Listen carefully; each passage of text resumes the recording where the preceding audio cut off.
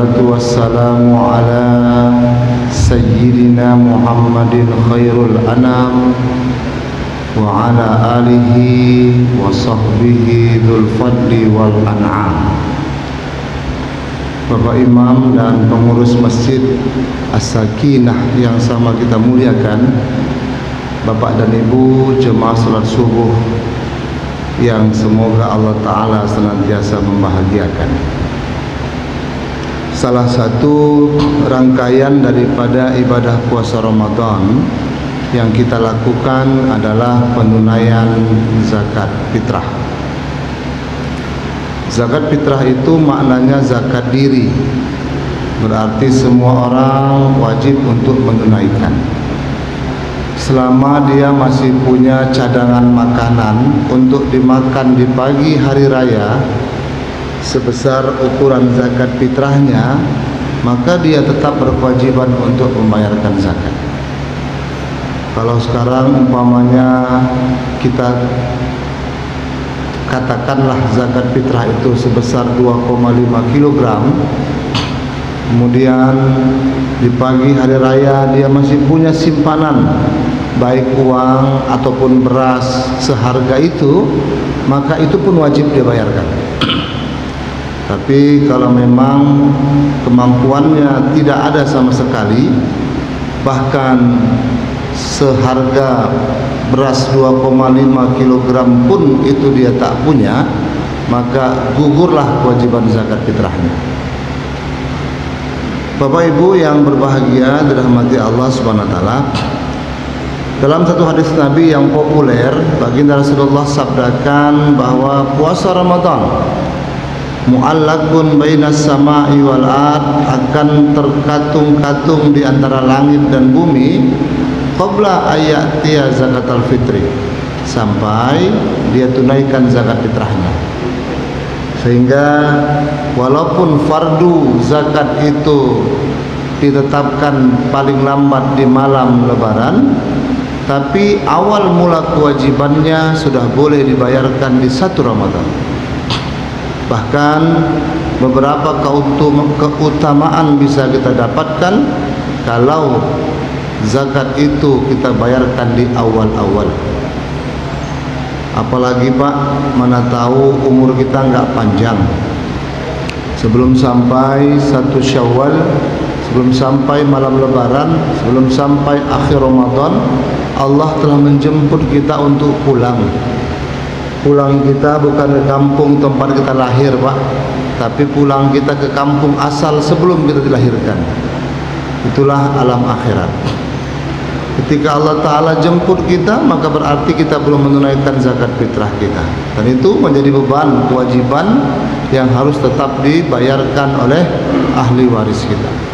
Tapi jika kita sudah menunaikan zakat fitrah di awal-awal, maka tidak ada pembebanan kewajiban kepada ahli waris. Bahkan puasa Ramadan yang beberapa hari sudah kita lakukan, insya Allah menjadi diterima Allah Subhanahu wa taala.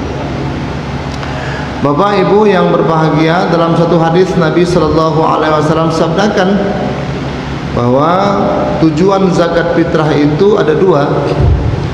Yang pertama, tuhratan lis-shaim wa tu'matan lil masakin. Tuhratan lis-shaim sebagai pembersih kekurangan-kekurangan, kecacatan-kecacatan yang dimiliki oleh orang yang berpuasa. Kadang-kadang Bapak, kita puasa ini mata ada kalanya sedikit tak terjaga. Ada, bukan semua Pak ya. Kadang-kadang selama puasa ini ada kalanya mulut tak terpelihara. Kadang-kadang juga kuping payah nak mengamankannya. Kadang-kadang kita nih Pak dah jagalah amalan, jumpa kawan, ajak berbual, 5 menit pertama bualannya lurus Pak, masuk menit ke-6 dah menyimpang. Si pulan tuai, wah ada kalau masuk si pulan tuai kita kacau lah ni. Ya, bla bla bla bla bla bla. Kita tak nak bercakap Pak, kawan tu bercakap, kita tak nak mendengar, tak sedap. nanti dipikir dia pula sombong. Terpaksa kita dengarkan juga Pak. Padahal bercakap dan yang mendengarkan gibah dosanya sama. Ini masalah ini Pak. Ya. Makalah Bapak Ibu yang berbahagia dirahmati Allah SWT. Alhamdulillah Allah Ta'ala menjadikan salah satu fungsi zakat fitrah kita itu adalah tuhrotan lis-shaim, untuk membersihkan beberapa kecompesan gitu kalau bahasa kita Pak ya, kecacatan yang dilakukan oleh orang yang berpuasa. Wa tu'matan lil masakin, dan juga untuk memberikan makan orang miskin ya. Karena memang Bapak dan Ibu, target utama, sasaran utama dari zakat fitrah itu fakir dan miskin. Fakir miskin Pak. Maka kata baginda Rasul, aghnuhum 'anit tawafa fi hadzal yaum. Gembirakan, senangkan hati orang fakir miskin itu di pagi hari raya fi hadzal yaum, di hari lebaran ini, 'anit tawaf, daripada dia bakal liang kecil orang apa-apa, daripada dia mengemis untuk minta-minta di pagi hari raya. Maka itu bermakna secara implisit Bapak dan Ibu, tidak boleh ada orang minta-minta di pagi raya. Ini PR juga lah mungkin Pak, buat panitia masjid, buat panitia PHBI ya, yang melakukan sholat Idul Fitri di lapangan-lapangan. Karena kadang-kadang pulang aja kita dari para sholat Pak, dah berjejer orang menadahkan tangannya, menadahkan mangkuk-mangkuknya. Padahal kata Nabi, harusnya dengan zakat fitrah itu dah selesai dah, tak ada lagi. Bahkan kalau kita tahu Pak, ada yang berprofesi sebagai peminta-minta itu di malam raya, boleh dipesankan memang, bukan di malam raya, pada waktu kita bayarkan zakat, menyalurkan zakat fitrah ke dia. Nah, ini bahasa menyalurkan dan membayarkan perlu kita luruskan juga nih Pak ya. Membayarkan itu bagi yang muzaki gitu ya. Kalau menyalurkan itu bagi amil ya. Membayarkan zakat tidak boleh sebelum khotib naik mimbar, tapi menyalurkan zakat masih dibenarkan. Menyalurkan Pak ya. Ya. Nah, pada waktu kita membayarkan atau menyalurkan zakat ke fakir miskin yang kita tahu profesinya sebagai peminta-minta, ada baiknya dipesankan Pak, pagi raya jangan lakukan profesinya ya. Gitu. Off dulu Pak pagi raya. Pagi raya itu atau hari raya itu saatnya kita bergembira, bersuka cita. Nah, ya. Kita bergaul bersama umat Islam, Masya Allah. Tidak ada peminta-minta di pagi raya, karena target zakat itu untuk mereka. Itulah kenapa Bapak Ibu yang berbahagia, panitia-panitia zakat itu mesti memiliki sebuah formula, mesti memiliki sebuah rumusan bagaimana agar pembagian zakat fitrah itu memang alokasi utama yang lebih besarnya kepada fakir miskin dibandingkan kepada asnaf-asnaf yang lainnya. Ada asnaf fisabilillah, ada asnaf mu'allaf, ada asnaf amil, agar ya, porsi pembagian kepada mereka itu tidak melebihi daripada porsi pembagian kepada fakir miskin. Karena memang target atau sasaran utama zakat fitrah itu adalah tu'matan lil masakin, memberi makan kepada orang miskin. Bapak dan Ibu yang kami muliakan, pembayaran zakat itu di zaman Nabi memang dilakukan dengan menggunakan bahan pokok. So'an min tamrin atau so'an min syairin. Satu sok itu ukurannya Pak ya. Tamrin kurma, atau satu sok daripada apa? Daripada gandum. Jadi memang Bapak dan Ibu, ya, disebutkan bahwa makanan pokoklah yang harus kita jadikan sebagai bahan pembayar zakat fitrah kita. Ya. Itu tidak merupakan sebuah kesalahan, karena memang di zaman Nabi itu, di zaman Nabi Shallallahu Alaihi Wasallam itu, makanan pokok mereka adalah makanan pokok yang siap saji. Siap saji, Pak. Kurma itu begitu diberi bisa langsung dimakan. Ya, gandum itu Pak begitu diberi hanya sedikit saja pengolahan bisa langsung dikonsumsi. Ya, itu pula kelebihan makanan pokok mereka, Pak. Di negeri kita makanan pokoknya itu beras, dan itu dirasa sulit untuk kita langsung konsumsi, Pak. Ya. Bayangkan Pak kalau kita makan masak nasi, ya, langsung beras diolah, kemudian kita makan, nggak ada yang bisa, Pak. Ya. Hebat kali lah itu. Ya. Pasti kita membutuhkan bahan-bahan yang lainnya, lauk pauk yang lainnya. Nah, oleh karena itu para ulama akhirnya berijtihad, dan ijtihad mereka dibenarkan, karena pahala ijtihad itu kalau benar dapat 2 pahala, kalau salah dapat 1 pahala. Itulah keutamaan ijtihad. Ijtihad itu artinya mengerahkan seluruh kemampuan yang ada pada seseorang atau kelompok orang untuk mengeluarkan hukum daripada dalil-dalil yang sudah ada. Ya. Dalil-dalil tentang zakat diambil, kemudian dalil-dalil tentang kenapa zakat harus pakai makanan pokok, dikolaborasi, dianalisa, baru kemudian disesuaikan dengan kondisi tertentu, waktu tertentu, zaman tertentu, hingga kemudian menghasilkan keputusan, ya, hukum, ya, yang baru. Itu namanya ijtihad. Imam Syafi'i rahmatullahi alaih, seorang ahli fikih, ahli mazhab yang terkemuka, yang itu menjadi panduan dan patokan orang-orang Islam di Asia Tenggara. Itu dalam sejarah tercatat fatwa pendapatnya itu ada 2. Ada qaulul qadim, ada qaulul jadid. Ada pendapat terdahulu, ada pendapat yang kemudian. Itu menunjukkan bahwasanya ada elastisitas, ya, ada kelenturan dalam fikih ini, dan itu melihat situasi dan kondisi yang dialami. Ya.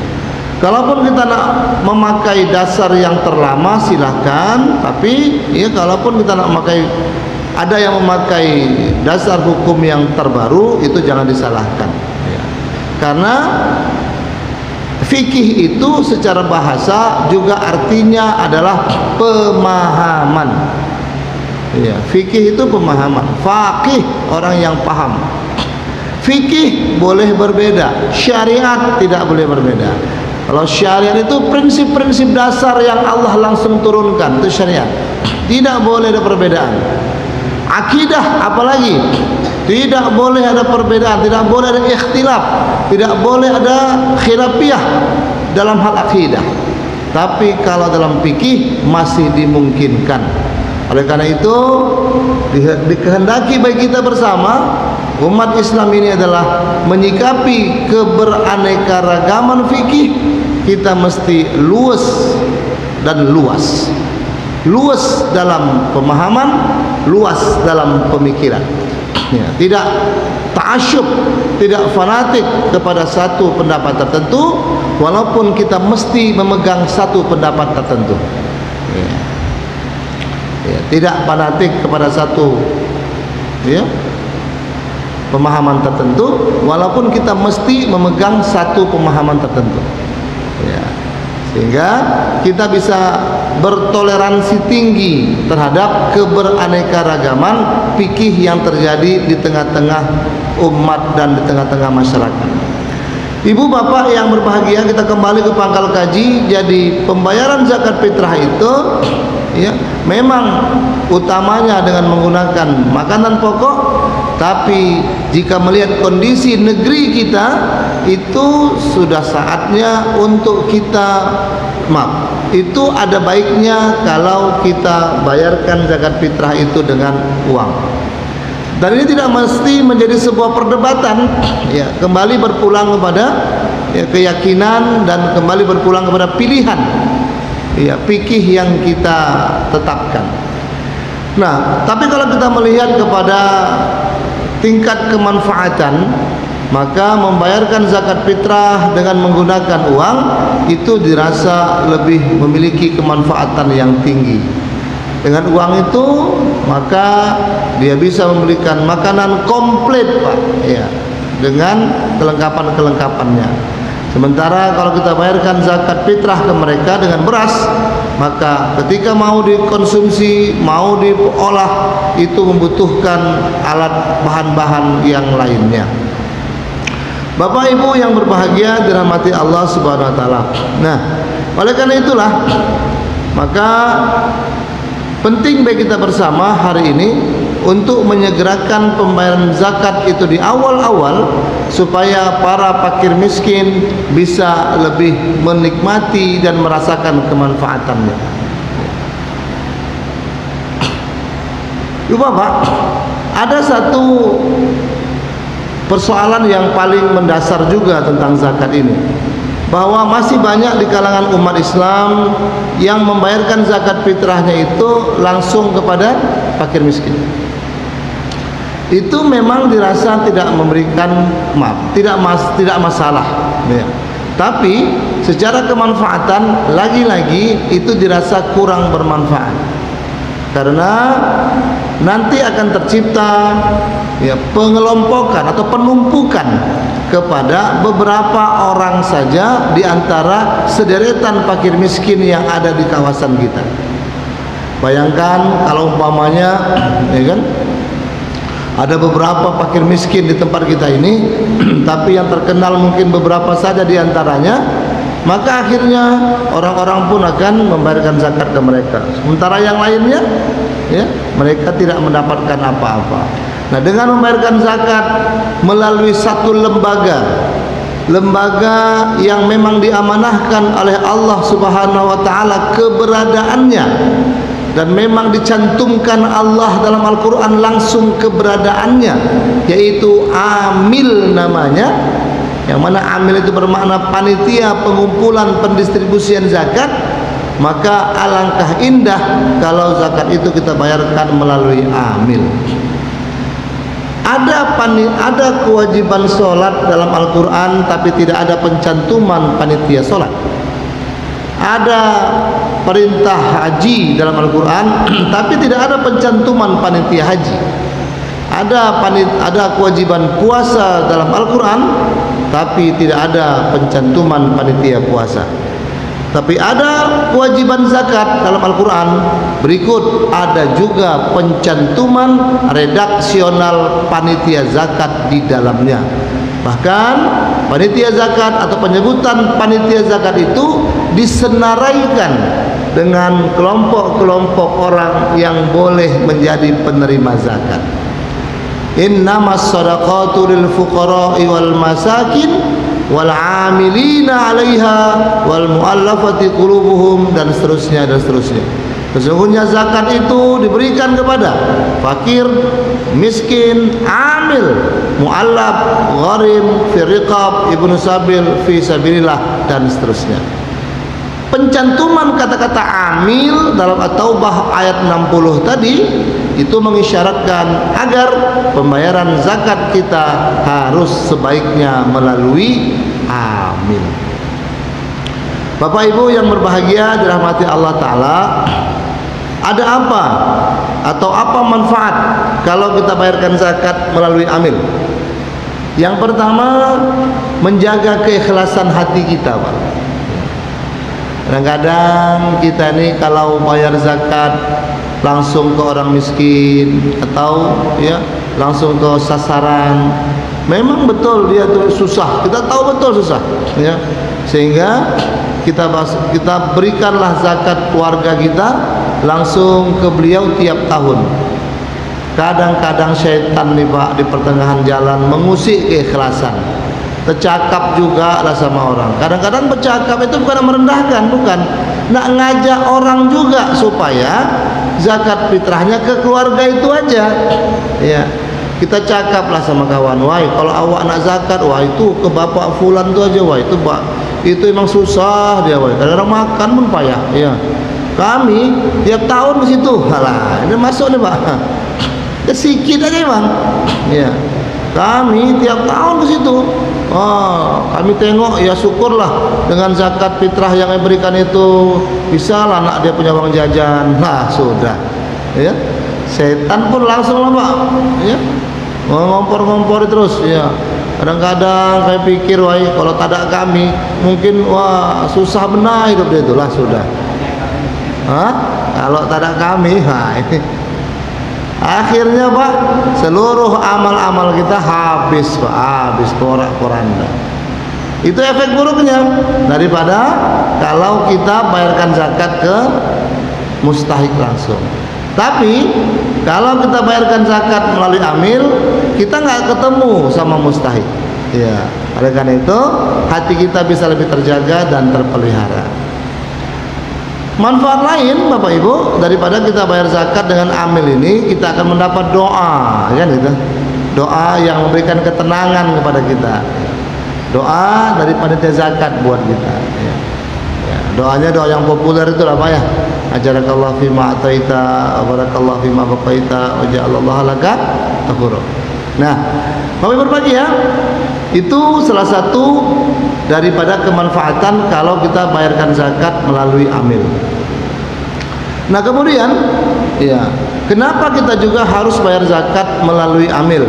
Ya, itu semua terjadi agar ya, pembayaran zakat yang kita lakukan itu bisa menciptakan pemerataan pemerataan zakat di kampung kita. Sehingga tidak menumpuk kepada beberapa orang saja di antara orang-orang miskin yang ada di kampung kita tersebut. Nah oleh karena itulah Bapak Ibu yang berbahagia dirahmati Allah, ya, penting bagi kita bersama untuk mengupayakan agar zakat-zakat yang kita bayarkan itu melalui ya, panitia yang sudah ditentukan. Walaupun begitu Bapak Ibu, terkadang kita juga perlu merenungkan, ya, kenapa hari ini orang terkesan ya agak enggan untuk membayarkan zakat ke amil. Ya, tidak lain tak bukan faktor utamanya adalah persoalan kepercayaan. Ya, kepercayaan aja Pak. Ya, apalagi kalau mungkin ada kesalahan yang dilakukan oleh oknum-oknum amilin sehingga masyarakat tahu bahwa sebagian besar zakat fitrah itu ke amil Pak. Nah, ini persoalan. Kenapa? Karena dia merasa dari beberapa asnaf yang berhak menerima zakat dia tercantum dalamnya. Dia amil ya juga, fakir miskin ya juga, ya. Guru ngaji ya juga, karena dia berarti masuk fi sabilillah. Jangan-jangan mualaf lagi deh Pak, ya kan? Oh, berarti memang secara hukum saya ini berhak mendapat dari beberapa asnaf yang ada. Akhirnya dia mendapatkan ya jatah dari beberapa asnaf tadi. Bolehkah? Jawabnya tidak boleh. Ya. Dia tetap harus memilih satu di antara asnaf yang ada. Tidak boleh ada double Pak. Ya. Kalau tercipta double, maka itulah yang akan mengakibatkan ya dia ataupun seseorang itu bisa melebihi daripada apa yang diterima oleh fakir miskin yang seyogianya lebih utama. Begitu Pak. Nah, oleh karena itu Bapak Ibu yang berbahagia dirahmati Allah, ya, panitia zakat atau amil zakat perlu memang memberikan sebuah ya itu Pak, ketentuan-ketentuan, ya, perlu memberikan sebuah batasan-batasan, ya, sehingga orang-orang yang memang secara asnaf dia termasuk di dalamnya tapi bisa mendapatkan satu saja. Sebagai contoh Pak, kalau ada satu orang yang memang dia tuh amil, kemudian dia juga keluarganya fakir miskin, ya, maka ini kita pilah saja Pak, kita pilah. Untuk Bapak A tersebut yang memang dia petugas amil, kita berikan jatah daripada amil, ya. Kemudian untuk keluarganya, nah, kita berikan juga, ya, dari alokasi fakir miskin. Tapi ini kalau memang pembagian zakatnya per jiwa ya Pak ya. Saya tidak tahu di tempat kita per kakak atau per jiwa. Per jiwa, alhamdulillah. Karena memang masih banyak juga masjid yang buat per kakak Pak. Alasan mereka sederhana, supaya kerjanya praktis Pak. Wah, ini kacau nih. Kalau alasan utama pengurus masjid mau praktis, bukan pengurus masjid ya, pengurus zakat mau praktis, ya udah serahkan sajalah Pak kepada orang lain. Iya. Ya, supaya Bapak jangan repot gitu maksudnya. Ya, kata mau praktis, ya kan? Karena kalau memang zakat itu diberikan per kakak, kekurangannya tidak memenuhi aspek keadilan. Bagaimana mungkin seorang kepala keluarga yang memiliki 3 tanggungan, dia, istrinya, 1 anaknya, ya, 3 jiwa di rumah itu. Kemudian ada 1 keluarga lagi 8 tanggungannya Pak, ya, 7 anaknya. Bayangkan itu Pak, ya kan? Suami, istri, anak dia 7, ya kan? 9 di situ, masya Allah kan. Terus dibagi dengan ya jumlah yang sama, tentu itu akan menimbulkan ketidakadilan dalam pembagian. Zakat ini zakat fitrah, zakat jiwa, maka pembagiannya pun per jiwa Pak. Itu dia. Ya, pembagian kepada sasaran itu per jiwa juga, dihitung jiwanya. Meskipun memang tugas amil satu diantaranya memverifikasi data-data yang ada. Maksudnya apa? Kalau ada data dari Pak RT, Bapak Fulan, anak 7, dicek juga Pak. Mungkin ada yang sudah bekerja, kan gitu kan? Oh, anak yang pertama udah nikah, perempuan. Udahlah, walaupun di kakaknya masih ada, di data kita, di database kita, di bank data mustahik kita, itu dicoret, kan gitu Pak. Oh, anak yang kedua udah kerja, oke, coret lagi. Makanya amil zakat itu Pak di SK-kan, dan masa bakti amil zakat itu paling minimal 1 tahun, ya, sebaiknya lebih daripada 1 tahun. Tahun jamak lah Pak, multi-years, ya kan? Iya. Agak-agak 2-3 tahun. Supaya apa? Supaya ada kesinambungan dalam bank data mustahik. Dia tahu betul ini si Pak Fulan tahun lalu datanya ini nih. Nah, sehingga tahun berikutnya tinggal memverifikasi dikit saja dari data-data yang sudah ada. Dan sebaiknya kita punya file, ya, masjid punya file, karena memang zakat ini kerja tahunan, kerja rutin, ya. Apalagi kalau kita punya bank data mustahik, ya. Tak usahlah bank data muzaki Pak, ya, mustahik saja. Sehingga ketika pembagian zakat kita sudah punya acuan dasar kita sudah ada, tinggal tambahan-tambahan saja. Nah, itulah kerja daripada amil zakat Pak. Karena kerja itulah maka amil zakat berhak untuk mendapatkan bagian. Walaupun kalau dia tidak mau mengambil silahkan, tapi ada hak dia di sana. Hak dia di sana bukan karena miskinnya, hak dia di sana bukan karena dia merasa direndahkan, hak dia di sana bukan karena dia itu merasa ya dia tak mampu, bukan. Hak dia ada di sana karena dia kerja. Maka amil yang tidak bekerja maka jangan ambil haknya, ya.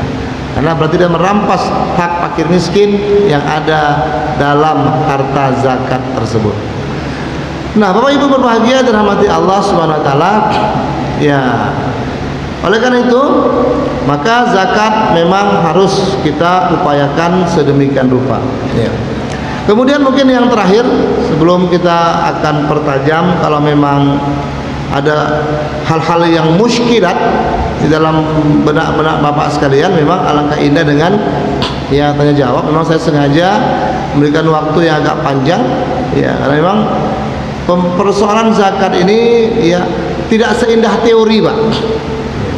Dan memang dalam Al-Quran pembahasan zakat tidak sampai kepada teknik perhitungan. Maksudnya perhitungan pembagian ya, tidak sampai teknik kepada kondisi-kondisi di lapangan. Ya. Dalam Al-Quran zakat itu sifatnya sangat-sangat global. Ya, cuma ada 8 asnaf ya, kewajiban zakat, ancaman zakat, fadilah bagi orang yang berzakat. Nah, ya. Tapi hal teknis itu ada pada pengalaman dan kondisi di lapangan. Nah, satu hal lagi mungkin Pak yang perlu kami garis bawahi, ya saya menemukan ada satu kasus di satu masjid, ya, mustahik zakat itu diberikan formulir Pak oleh panitia zakat, borang isian yang judulnya, ya, permohonan pemberian zakat. Ini rancu Pak sebenarnya, ya. Kalau mungkin itu dijadikan map, kalau itu dipakai di Basnas yang sifatnya luas wilayah kerjanya, itu masih dibenarkan. Karena mereka nggak punya bank data, ya kan? Kalau Basnas kan nggak punya bank data kemiskinan, ya. Maka dan kalaupun punya, mereka tak memiliki kemampuan untuk membantu semua. Basnas ya, ya. Baik Basnas kota maupun Basnas provinsi. Ya, sehingga orang yang membutuhkan zakat saja yang diberikan. Maka menentukan seseorang itu butuh apa tidak dengan zakat dengan pengisian borang formulir. Ya. Tapi kalau panitia zakat yang ada di masjid tak payahlah pakai itu Pak. Kita pun tahu kita. Karena cakupan kerja kita terbatas, lingkungan RT sekian, RW sekian. Hari-hari kita tengok deh. Oh, ini Pak Fulan, kenal kita. Ya. Maka kalau diberikan borang isian, masya Allah, itu termasuk merendahkan itu. Kenapa? Ada ayat dalam Al-Quran mengatakan, wa fi amwalihim hakun lisaili wal mahrum. Dalam harta kalian itu ada hak.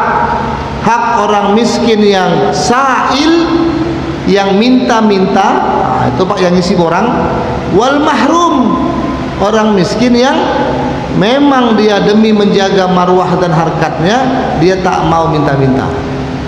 Ya, dengan pengisian borang itu berarti orang dipaksa untuk minta Pak. Nah, gitu dia. Padahal wal mahrum itu bermakna orang miskin yang tidak minta-minta, sementara kondisinya susah, maka dia itu berhak untuk menerima zakat. Baik Bapak Ibu yang berbahagia, ya sebagai pengantar ini dululah yang kami sampaikan. Ya, mungkin di benak Bapak Ibu ada hal-hal yang spesifik dan teknis yang terjadi di tengah-tengah kita yang mungkin kita bisa bincangkan dan bisa kita rembukkan. Ya, kami berikan waktu dan kesempatan buat kita semua. Nampaknya tadi pegang mic siapa tadi? Oh, ini Pak, ada Pak Ali namanya, Masya Allah. Pak Ali ini memang senantiasa yang paling tinggi Pak di antara kita. Ya. Ali. Silakan Pak Ali. Oh, Ali kan ya? Ali Imran, keluarga Imran. Assalamualaikum warahmatullahi wabarakatuh. Waalaikumsalam warahmatullah.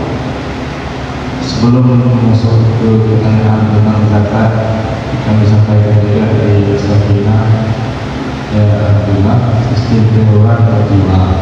Iya. Tidak terima. Kemudian ada dua gelombang pembagian Ustaz. Malam 27 dan Lebaran. Iya. Yang membuat malam 27 itu untuk mustahik di lingkungan RW 2 rumah Taman Indah. Malam Lebaran itu untuk di luar yang data habisnya kami dapat dari beberapa kawan-kawan yang kenal. Kemudian pertanyaan masuk pertanyaan pertama, dalam surah Al-Baqarah ayat 60 saya. Atau apa ayat? Yang dari 60 ya. Kan urutan fakir, miskin, hamil, terus Iya. breakdown. Dalam urutan yang telah ditetapkan dalam Al-Quran itu, Ya. apakah sistem penyalurannya mengikut urutan tadi, atau ada skip yang dipentingkan? Fakir miskin sudah pasti paling pertama, ya. Fakir miskin yang pertama, yang kedua, ketiga kan hamil, itu. Ya. Itu yang pertama. Yang kedua, tadi Ustaz terkait dengan Basnas tadi. Basnas sering menghubungi panitia zakat untuk dalam zakat menyerahkan zakat mal ke sana. Basnas itu. Cuma dalam proses penyaluran, ya baiknya kita punya juga di sekitar ini punya usaha. Setahu kami kan zakat pelaku untuk membantu usaha kaum muslimin. Untuk kita mustahil yang punya usaha tadi, ya tidak segampang mereka minta kita. Jadi ada apa? Orang semua Kelengkapan syarat. Seperti itu sebenarnya. Baik, terima kasih. Alhamdulillah, Waalaikumsalam. Terima kasih Pak Ali. Pak Ali kan, bukan Pak Ali ya. Pak Ali. Ya, betul Pak Ali itu tinggi. Ya. Kalau Ali memang keluarga. Ali Imran, Ali Topan, anak jalanan ya. Baik, Bapak Ibu berbahagia. Pertanyaan yang pertama tadi ya terkait tentang urutan. Betul Pak. Iya, memang ada disebutkan senarai orang-orang yang berhak menerima zakat. Tapi ya itu memang boleh disediakan patokan urutan, betul. Fakir miskin yang utama. Tapi ke bawahnya itu memang didasarkan atas kondisi dan keadaan. Boleh jadi di tempat kita tidak ada asnaf itu, seperti mualaf umpamanya, nggak ada, ya kan? Nah, jangan diada-adakan, dipaksa. Coba carikan dulu asnaf mualaf. Ini ada jatahnya nih. Macam mana Pak dipaksa jadi mualaf kan? Ya. Atau yang paling nyata tidak ada lagi sekarang firqah. Orang yang memerdekakan hamba sahaya. Tak ada lagi tuh Pak, karena perhambaan pun sekarang alhamdulillah sudah hilang. Oh Pak, pembantu rumah tangga itu Pak, itu bukan hamba sahaya. Jangan jadikan hamba sahaya, bahaya itu Pak. Hamba sahaya itu jangankan harta kepemilikan, dirinya pun dia tak miliki Pak. Nah, gitulah itu kalau hamba sahaya. Ya. Bahkan dirinya boleh diperjualbelikan oleh tuannya. Ya. Bahkan dirinya boleh dinikahi, dikawini tanpa dinikahi, ya gitu Pak ya. Iya, oleh tuannya. Wah, saking tidak berdayanya lah ya seorang hamba sahaya itu. Maka itulah Islam hadir ke permukaan dunia. Salah satu misi utamanya pembebasan manusia daripada perbudakan. Maka dunia ini Pak mestinya harus berterima kasih kepada kehadiran Islam. Dan aneh kalau dunia ini anti kepada Islam, fobi kepada Islam. Iya. Kalau orang kafir anti kepada Islam masih bisa dipahami, masih bisa diterima lah. Ya, walaupun tidak dibenarkan, diterima karena keterbatasan pengetahuannya. Yang paling teruk nih Pak, orang Islam pula anti Islam. Nah, ini kacau ini. Ya. Itu tentunya udah parah kali Pak, jahil murakkab namanya, bodoh yang sangat bersangatan. Banyak sisi-sisi positif secara sosial kemasyarakatan yang dirasakan oleh dunia secara umum asbab kehadiran ajaran Islam. Itu fakta sejarah yang tak terbantah Pak. Satu diantaranya perbudakan habus karena Islam. Sebelumnya perbudakan di mana-mana. Pengangkatan harkat martabat kaum wanita itu ya mulai ada sejak Islam hadir. Jangan cerita kaum feminis, ini agak nyimpang dikit Pak ya, nambah aja. Jangan cerita kaum feminis sekarang itu kamilah pejuang pergerakan kesetaraan kaum perempuan. Pret bilang sama dia itu. Iya, iya. Iya, Pret bilang sama dia itu Pak. Yang ada pergerakan kaum feminis itu justru merendahkan kaum perempuan. Emansipasi perempuan, ya kan? Hah? Salah Pak ya? Oh emansipasi. Kesetaraan gender Pak ya? Gender Pak. Iya, itu semua adalah nilai-nilai yang justru menghancurkan harkat martabat kaum perempuan. Kita tak bahas Pak, ya, ada kajian khusus itu. Jadi kalau kita apa namanya? Ya, diminta apa keutamaan Islam terhadap penegakan kaum perempuan? Oh banyak sekali. Nah, justru yang hari ini menggaung-gaungkan perlunya ada ya feminisme itu adalah salah. Nah baik, perbudakan dihapuskan. Berarti tidak ada firiqab. Ya, ghorimin, orang berutang, ya kan? Banyak Pak berutang di kampung kita nih Pak. Utang apa? Utang mobil, kredit Pak ya. Rata-rata utang rumah. Udah selesai Pak ya? KPR udah selesai semua ya? Oh itu utang Pak. Oh tapi nggak masuk dalam ghorimin. Ghorimin itu orang berutang untuk kebutuhan pokok, makan. Memang berutang makan Pak. Memang masih ada Pak, banyak. Di sini ada kedai runcit tak? Kedai runcit Pak, apa ya? Kedai jual makanan pokok itu apa namanya? Jual kelontong. Ya, kalau di Medan kedai sampah namanya itu. Iya. Mangkalah Medan banyak sampah Pak, ya kan? Hah? Iya, kan memang nama kedai sampah ya kan. Nah, itu cuma minta datanya Pak. Kan dia punya daftar dosa itu. Iya, mereka tuh punya daftar dosa, daftar utang Pak, ya kan. Nah, ada tidak masyarakat kita yang hutang sudah lama? Ya, kalau tempat kita Pak, kita tanya ada. Setahun Pak utang dia, tak bayar. Oh, yang ada nambah aja. Bayar sedikit, nambah banyak. Nah, bayar sedikit, bayar nambahnya banyak. Nah, ditengok kehidupannya memang dia susah. Nah, itu masalah ghorimin tuh Pak. Itu boleh itu ambil zakat ya, membayarkan utangnya. Terserahlah apakah total atau separuh tergantung kemampuan. Yang penting dia itu masuk dalam asnaf gharib. Nah, jadi kembali ke pertanyaan Pak Ali tadi, apakah mesti diurut? Ya, kalau apa namanya? Kalau memang bukan kalau ya. Diurut ya untuk dua urutan teratas. Fakir, miskin. Karena memang ada tambahan dalil dari hadis-hadis Nabi yang menyatakan hal seperti itu. Yang saya kutip di awal-awal tadi. Memang untuk fakir miskin zakat itu, Pak. Kalaupun ya yang ada, yang lainnya ada, itu hanya sebagai pendamping aja Pak, penambah aja itu. Kalau nggak ada ya nggak apa-apa, utamakan aja fakir miskin. Nah, ya. Jadi yang penting jangan diada-adakan, ya, atau dipaksa ada. Nah, fakir miskin utamakan, itu dia. Dan porsinya harus lebih banyak buat mereka.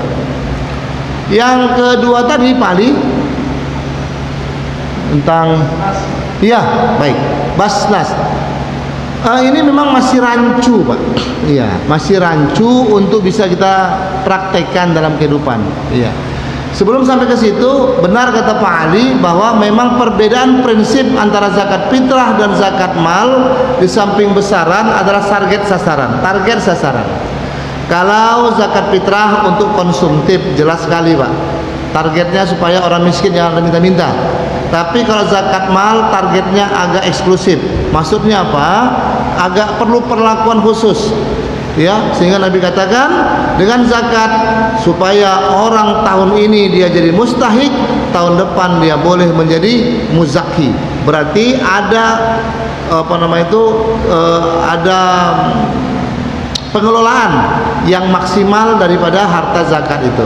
Nah, oleh karena itu maka zakat mal harus kita pisah. Sebaiknya Pak ya, sebaiknya amil zakat di masjid itu memisahkan antara pendapatan dan kalau zakat mal itu boleh disimpan ya kan?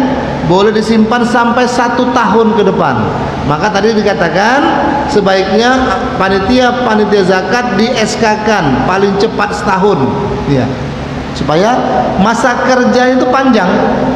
Nah, untuk apa uang zakat malah disimpan? Nah, itulah Pak, untuk kita berikan kepada pengusaha-pengusaha lemah yang ada di tempatan kita. Lah Pak, tapi Basnas minta, gitu kan? Nah, Basnas minta. Nah, di sini memang perlu sedikit kebijakan, ya. Memang secara umum, ya, Basnas beranggapan kalau uang itu diberikan ke mereka, mereka bisa lebih maksimal mengelola. Kedua, kalaupun kita memberikan data kepada mereka, mereka bisa bantu, bahkan dengan jumlah bantuan yang lebih besar daripada kemampuan kita. Itu kan target ideal, ya, yang mereka sampaikan. Namun kadang-kadang kenyataan tak seindah harapan, ya kan? Ya, kenyataan tak seindah harapan.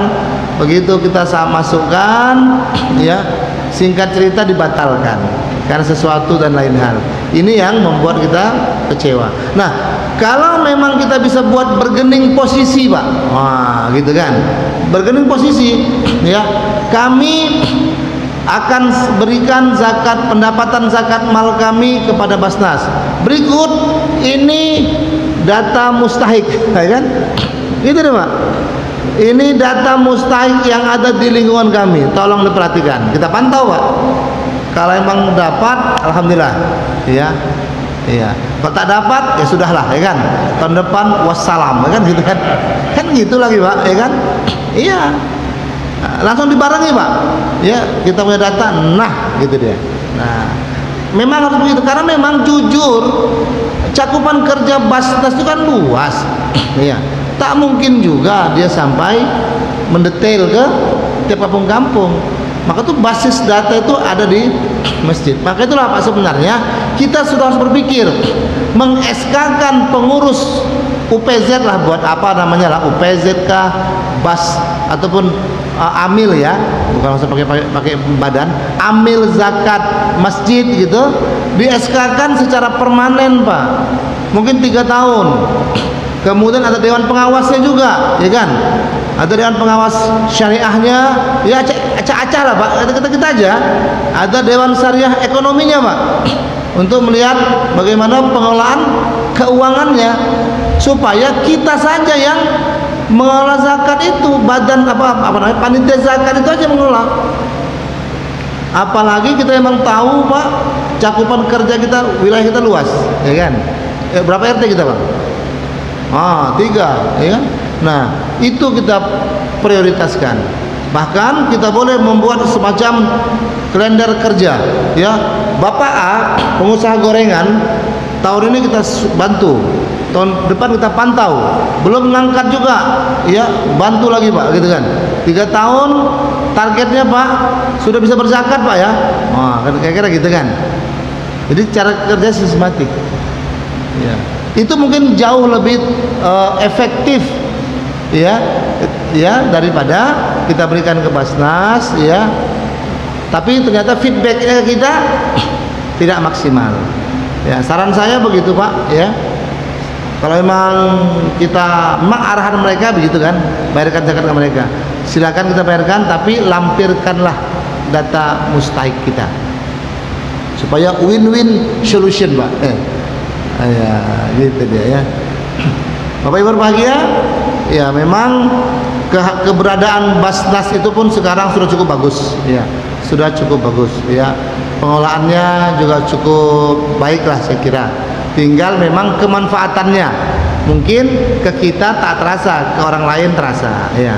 Nah, oleh karena itu memang perlu supaya kita pantau terus Basnas itu agar lebih baik jalannya. Tapi saran saya Pak Ketua, memang perlulah di SK-kan permanen itu Pak. Permanen pun nggak permanen ya. Hah? Udah permanen. Nggak ada yang menukar Pak, ya. Oh, itulah dia. Alhamdulillah, ya. Tapi dibuat Pak ini Pak, dewan pengawasnya Pak, kira-kira acah-acah lah, supaya itu, ya, nggak apa pakai dewan pengawas apa namanya, cuma dipantau lah Pak pengelolaan sirkulasi keuangan itu kan. Ya. Apalagi pengelolaan fidyah itu kan perlu agak ekstra itu Pak. Fidyah harus fokus pada fakir miskin saja. Infak sedekah itu boleh fleksibel Pak. Iya, fleksibel. Yang penting zakat jangan untuk masjid. Nah itu sudahlah Pak, ya kan. Zakat tidak untuk masjid, tapi dari infak boleh, ya. Biaya operasional Pak, macam mana Pak? Ah dari infak sedekah. Jangan diambil dari zakat. Nah itu mungkin hal-hal teknis yang perlu dipantau oleh semacam dewan pengawas itulah Pak ya. Saya kira gitu Pak ya. Iya.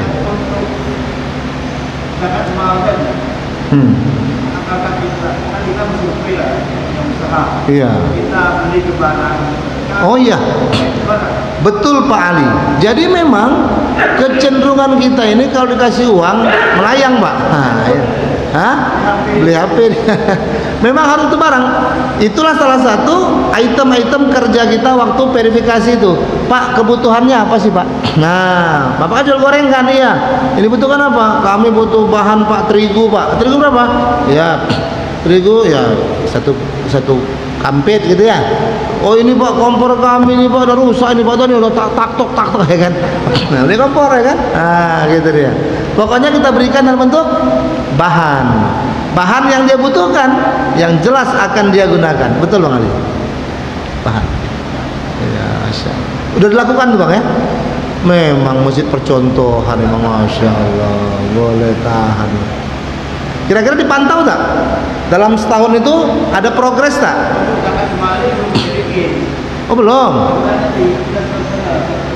Oh, udah tahun ini kita rubah pola lah Pak. Rubah pola. Ya, kita pula yang ini Pak. Iya. Iya betul. Boleh. Tapi pantau Pak, dalam setahun pantau. Progres, ya progres reportnya dicek lah. Iya. Siapa ketua?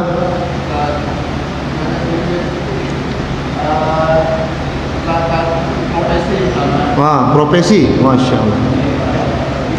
Kita apakah zakat apa itu harus kepada zakat kepada atau boleh kita menyalurkan langsung ke yang kita nilai layak? Apakah menyalurkan langsung itu menyalahi syariat? Oh iya. Iya. Tidak menyalahi syariat, Pak. Iya, tidak menyalahi syariat. Iya, boleh. Cuma tadi itu ada beberapa hal-hal yang kita khawatirkan bisa timbul dengan pembayaran zakat langsung, baik fitrah maupun profesi sama, Pak ya. Ada beberapa kekhawatiran kalau kita bayar zakat langsung ke mustahik. Ya kalau itu bisa kita minimalisir, Pak, bahkan kita eliminir, kita hilangkan, ya silakan. Kadang-kadang hati nih, Pak. Iya. Hah? Iya. Terutang budi dia sama kita, Pak, ya kan? Ya. Tapi kalau secara syariat tidak menyalahi syariat, Pak. Kalau ditanya kan berzakat itu lebih baik kepada keluarga yang dekat, Pak. Kita memberikan zakat kakak kamu itu boleh. Baik. Ada ukuran tersendiri, Pak, untuk keluarga yang boleh zakati. Yang tak boleh, otomatis yang tak boleh, Pak, orang tua ya. Itu enggak boleh, Pak. Itu menghina namanya. Orang tua bukan dizakati tapi dinafkahi. Zakat setahun sekali, Pak. Nafkah hari-hari. Nah, gitu ya. Zakat itu tanda petik lah, Pak ya. Kan kotoran harta kita ya. Kan pembersih gitu ya. Pembersih. Kalau kita ibaratkan ini ibarat saja, Pak. Baju pembersih itu kan berarti kan air yang udah digunakan untuk mengerendam ya, mengucek, itulah yang kita kasih ke orang tua. Kenapa tak yang murni itu, Pak? Nah, jadi kesimpulannya zakat tidak boleh ke orang tua. Zakat tidak boleh ke anak. Dari atas langsung, bawah langsung. Ke samping masih dibenarkan.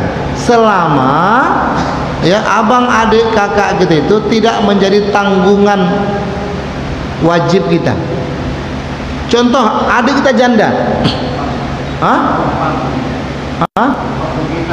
Boleh numpang kita boleh, atau nggak numpang, dia janda, Janda itu Pak, adik perempuan janda itu menjadi tanggungan siapa? Abangnya. Walaupun pisah rumah Pak, itu menjadi tanggungan kita itu. Abang atau adiknya laki-laki lah ya. Oh, adik saya janda nih, itulah zakat saya berikan ke dia saja, nggak boleh Pak. Itu jangan dizakati, dinafkahi. Ya, tapi kalau abang adik kita punya keluarga, tapi memang miskin ya, ekonomi di bawah kita, tak serumah pula, kemudian tak menjadi tanggungan kita, jarang-jarang lah memberikan uang belanja atau bantuan ke dia, itu boleh Pak. Tapi kok rutin pula kita yang biasa memberikan nafkah belanja ke dia, itu menjadi tidak boleh lagi. Apa? Oh, kalau sudah tinggal sama kita udah nggak boleh Pak. Itu sudah menjadi bahagian keluarga kita. Oh iya. Di kampung kan? Punya suami. Selama ini kita tanggung tak biayanya? Tidak. Nah, itu boleh Pak. Itu boleh. Kan ada juga mungkin karena memang susah dia, ya sesekali bukan sekali ya, kita tetap berikan juga, bantu juga. Nah, itu sudah menjadi tidak boleh lagi. Dia sudah menjadi keluarga Pak, keluarga yang wajib untuk kita tanggung, bukan kita bayarkan zakat ke dia. Nafkah ya, zakat jangan. Gitu. Tapi orang tua itu betul, orang tua itu yang penting sekali, karena banyak juga orang pulang kampung kasih orang tua sekaligus ini zakat fitrah warga kami ya. Wah, itu parah itu. Ya Bang.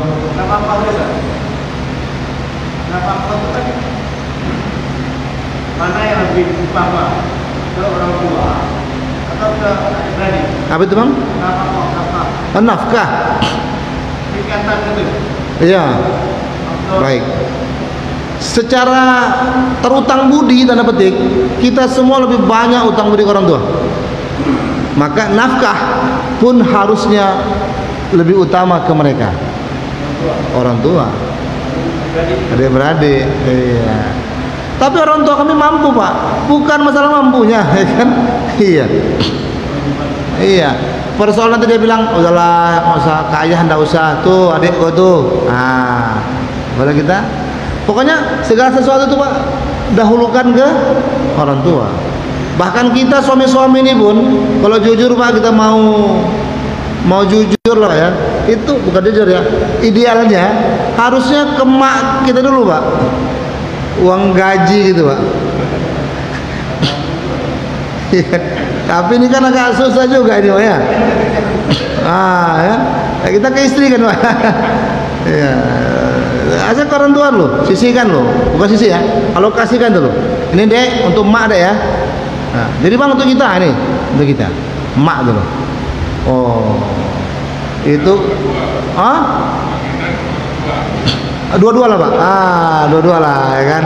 Sama lah Pak, ya kan. Terutama mak kita lah, ya kan. Yang melahirkan dan menghadirkan kita kan.